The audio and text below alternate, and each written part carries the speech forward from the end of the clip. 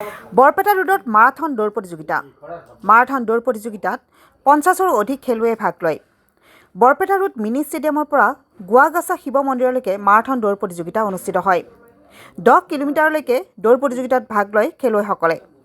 বৰপেটা জিলাৰ বাহিৰৰ পৰা আহি অংশগ্ৰহণ কৰে মাৰাথন দৌৰ প্ৰতিযোগিতাত।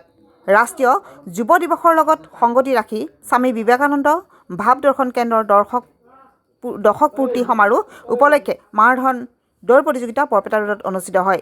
বৰপেটা ৰোডৰ পৰা সমীৰ চক্ৰৱৰ্তী ৰিপৰ্ট। নমস্কাৰ সবকে। আজি আমাৰ বৰপেটা ৰোডত বহুত এটা ধুনীয়া দিন। আজি বৰপেটা ৰোডৰ স্বামী বিবেকানন্দ ভাৱ দৰ্শন কেন্দ্ৰৰ পৰা এখন মাৰাথনৰ আয়োজন কৰা হৈছে। তো আমি বহুত হেপী যে এনেকুৱা পদক্ষেপ লৈছে বৰপেটা ৰোডত। আমি ইণ্টাৰনেশ্যনেলি খেলি থাকোঁ, আমি চাই থাকোঁ, কিন্তু বৰপেটা ৰোডত পোৱা নাই। 2021 মই প্ৰগ্ৰাম কৰিছিলোঁ, কিন্তু তাৰপিছত আৰু হোৱা নাই। তো আজিৰ প্ৰগ্ৰামটো সাফল্যই আমি মানিছোঁ, কাৰণ বহুত বাহিৰৰ পৰা ৰানাৰ আহিছে, আপোনাৰ ৱেষ্ট বেংগলৰ পৰা আহিছে, গুৱাহাটীৰ পৰা আহিছে। তো আমাৰ বৰপেটা ৰোডৰ এনেকুৱা প্ৰগ্ৰাম হোৱাৰ বাবে বহুত আজি মই হেপী, আৰু এনেকুৱা প্ৰগ্ৰাম ভৱিষ্যতেও হৈ থাকিব এইটো আশা ৰাখিছোঁ। আজি মোটামুটি 50জন এনেকুৱা প্ৰগ্ৰাম আহিছে, পাৰ্টিচিপেণ্ট 50+ আহিছে। এইটো হ'ল 10 কিলোমিটাৰ বৰপেটা ৰোডৰ পৰা গোৱাগাছালৈ আৰু গোৱাগাছাৰ পৰা বৰপেটা ৰোডলৈ। এইটোত প্ৰাইজ মানি আছে। ফাৰ্ষ্ট প্ৰাইজ আপোনাৰ 7,000 এনেকুৱা আছে। তাৰপিছত আৰু ফিনিচিং আছে, আৰু কেটাগৰী ৰাখিছোঁ আমি গাৰ্লছৰ কাৰণে, আৰু সৰু ভাইটি ভণ্টিৰ কাৰণে, আৰু ছিনিয়ৰ চিটিজেনৰ কাৰণেও ৰাখিছোঁ আমি ইয়াতে। গুৱাহাটীৰ পৰা আহিছে, ৱেষ্ট বেংগলৰ পৰা আহিছে, আৰু আমাৰ বৰপেটা ৰোডৰ আশে পাশে ডিষ্ট্ৰিক্ট কেইটা চব জেগাৰ পৰা আহিছে। এইটো মেৰাথন প্ৰথম হৈছে এইবাৰ স্বামী বিবেকানন্দ ভাৱ দৰ্শন কেন্দ্ৰৰ পৰা। চবৰে প্ৰাইজ মানি থাকিব, লগত ট্ৰফি থাকিব, আৰু ফিনিচিং মেডেল কম্পালচাৰী চবৰ কাৰণে থাকিব। চাৰ্টিফিকেটটো দিয়া হ'ব চাগে। 3টা কেটেগৰী আছে ইয়াতে, চবে পাব। ফাৰ্ষ্ট, ছেকেণ্ড, থাৰ্ড আৰু 7 নম্বৰ প্ৰাইজলৈকে পাব।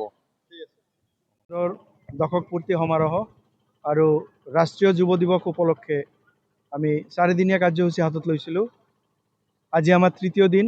প্ৰথম দিনা চণ্ডী শ্লোক গীতা শ্লোকা প্ৰতিযোগিতা অনুষ্ঠিত হৈ গ'ল। তাৰপিছত 4 তাৰিখত চিত্ৰাংকন প্ৰতিযোগিতা, আৰু 3 তাৰিখত আৰু এটা প্ৰতিযোগিতা হৈছিল শ্যামা সংগীত প্ৰতিযোগিতা।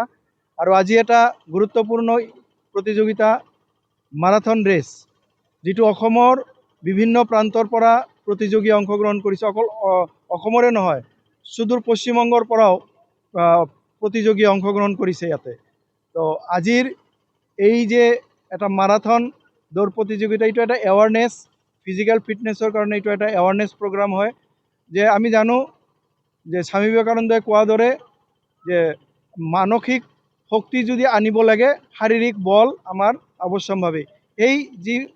তেওঁৰ যি আদৰ্শ, সেই আদৰ্শৰে আমি অনুপ্ৰাণিত হৈ আমি ফিজিকেল এক্টিভিটিৰ কাৰণে আমি এই মাৰাথন দৌৰ প্ৰতিযোগিতা অনুষ্ঠিত কৰিছোঁ। ইয়াৰ আগতেও আমি চাইক্লথন বা ৱাকাথন কৰিছিলোঁ। তো এতিয়া মাৰাথন প্ৰতিযোগিতাৰ আমি অনুষ্ঠিত কৰিছোঁ আজি।